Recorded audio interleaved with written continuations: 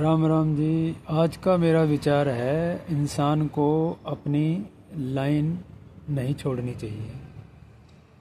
जैसे आपने देखा ही होगा, रेलगाड़ी अपनी पटरी के ऊपर चलती रहती है, लाइन के ऊपर चलती रहती है, तो वो अपने हर स्टेशन के ऊपर पहुंच जाती है।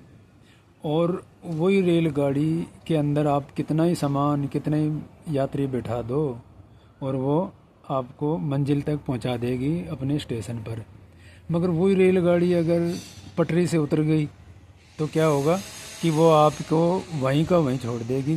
डीरेल होते ही आप कहीं नहीं जा सकते। इसी प्रकार से इंसान का जीवन में व्यवहार कह दो या जो भी उसका कार्य क्षेत्र है, अगर वो अपनी लाइन पकड़ के रखेगा, ईमानदारी की, लगन की, मेहनत की, तो वो अपने कार्य में सफल ज़रूर होता है।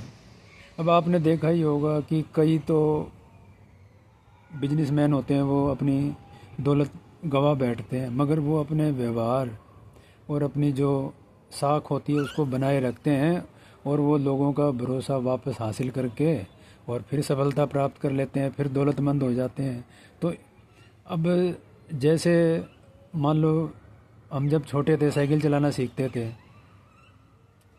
तो बिना गिरे, बिना चोट लगे तो मतलब संभव ही नहीं होता कि हमें साइकिल चलानी आ जाए। तो जीवन में अगर हार है या कोई घाटा नहीं है, अगर हम उस हार और घाटे से शिक्षा ले लेते हैं तो हमें लाभ होता है।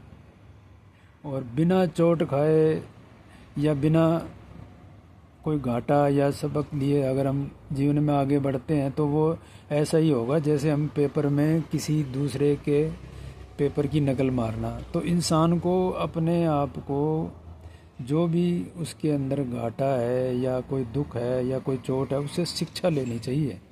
और जब हम शिक्षा लेते हैं तो हम अपनी लाइन के ऊपर चलते हुए और जीवन में सफल होते हैं। ठीक है जी। राम राम, जय हिंद।